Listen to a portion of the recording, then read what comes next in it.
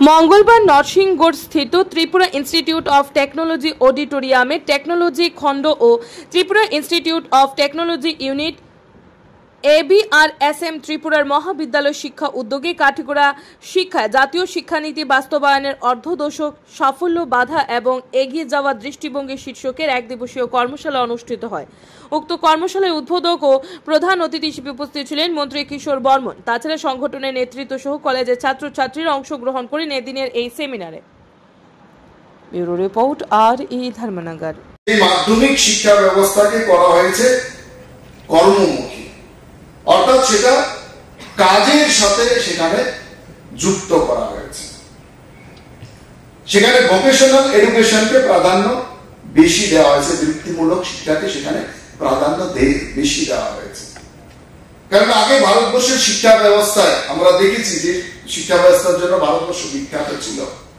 সেই শিক্ষা ব্যবস্থায় কিন্তু আজকের মতো যে শিক্ষা ব্যবস্থা থেকে বেরোলে শিক্ষিত বেকার হিসাবে যে সার্টিফিকেটটা আমরা পেতাম, সেটা কিন্তু ভারতবর্ষের শিক্ষা ব্যবস্থায় ছিল না। ফলে বেকারত্ব ভারতবর্ষে দিন দিন বেড়েই গেছে। কর্মের সাথে শিক্ষাকে যুক্ত করার ফলে সেখানে বিভিন্ন সার্টিফিকেট কোর্স, বিভিন্ন ডিপ্লোমা কোর্স সেই ক্ষেত্রে রাখার ফলে আগামী দিনে কিন্তু সেটা শিক্ষিত বেকার হিসাবে কেউ জন্মগ্রহণ করবে না। আমাদের আগামী প্রজন্ম হবে শিক্ষিত এবং দক্ষ কারিগর। তারা সেই কর্মমুখী শিক্ষার ফলে তারা কোনো না কোনো সেই শিক্ষাঙ্গন থেকে বেরিয়ে সেখানে কোনো না কোনো কাজের সাথে অনায়াসে তারা যুক্ত হতে পারবে। শিশুদের ক্ষেত্রে খেলাধুলার মাধ্যমে যাতে প্রাথমিক শিক্ষা তাদেরকে খেলাধুলার মাধ্যমে শিক্ষা দেওয়া যায়, সেটাতে কিন্তু সেখানে প্রাধান্য দেওয়া হয়েছে। এবং উচ্চ শিক্ষার ক্ষেত্রে বিষয়গুলো এসছে, আমাদের রিসার্চ, ইনোভেশন,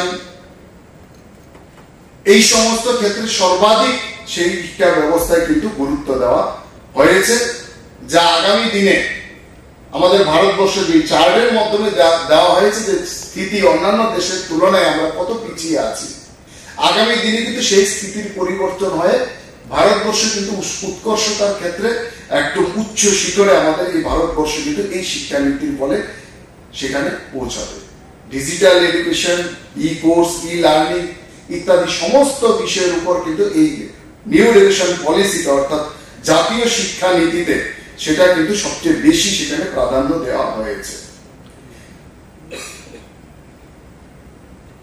সেখানে ছাত্রছাত্রীদের মধ্যে যে রুচি অনুসারে, দক্ষতা অনুসারে তারা যাতে পড়াশোনা করতে পারে তার ব্যবস্থা রাখা হয়েছে। সায়েন্স, কমার্স, আর্টস এই যে ব্যবস্থা একটা ছিল সেটাকে তুলে দেওয়া হয়েছে। ফলে এখানে যদি আর্টসের কোন স্টুডেন্ট সায়েন্সের কোন সাবজেক্টের উপর বিশেষ দক্ষতা থাকে, তার রুচি থাকে, সে সেখানে সেটা নিয়ে পড়তে পারবে। কিংবা কমার্সের কোন স্টুডেন্ট আর্টসের কোন সাবজেক্ট নিয়ে তার বিশেষ দক্ষতা থাকে, সেটা নিয়ে সে পড়তে পারবে। কিংবা কারোর যদি কোনো এক্সট্রা কারিকুলাম অ্যাক্টিভিটিস থাকে, সেটা নিয়ে কিন্তু সে পড়াশোনা করার সুযোগ পাবে। ফলে কি হবে, আমাদের ছাত্রছাত্রীরা আনন্দের সাথে কিন্তু সেখানে শিক্ষা গ্রহণ করতে পারবে। ফলে শিক্ষাটা তার কাছে বোঝা কখনো মনে হবে না। আগামী দিনে সেই শিক্ষাটা প্রত্যেক ছাত্রছাত্রীর কাছে বাহনে পরিণত হবে। আপনারা ভাবুন,